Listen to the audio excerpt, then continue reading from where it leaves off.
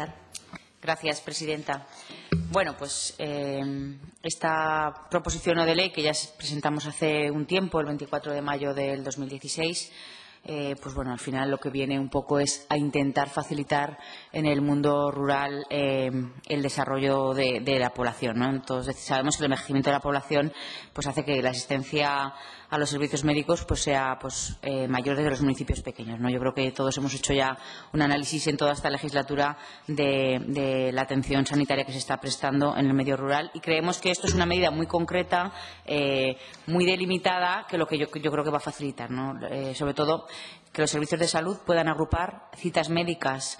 Sabemos que se hace de una manera, de cierta informalidad en muchas ocasiones, pero lo que no queremos es que se deje al libre albedrío de que lo puedan hacer en función de la intención, en este caso, del especialista. Por lo tanto, queremos que se regularice, que se agrupen estas citas médicas de los residentes en el medio rural, sobre todo a fin de evitar costes innecesarios que todos sabemos para las familias.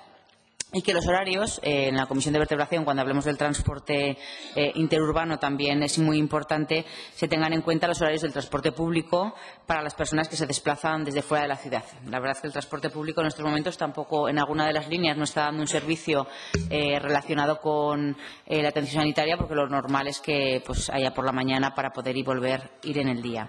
Entonces, pues bueno, como digo, principalmente va destinado a aquellas personas que no disponen de transporte, muchas de ellas, como digo, personas mayores, y pues un poco lo que se plantea es eso, que existe cierta dificultad para compatibilizar los transportes escolares, poderlos usar y tal, y pues el gasto que supone y el incordio que supone hacerlo. Por lo tanto, pues bueno, como digo, una proposición no de ley que lo único que pretende es que en el medio rural se dé una atención, por lo menos, si no igual, por lo menos con el menor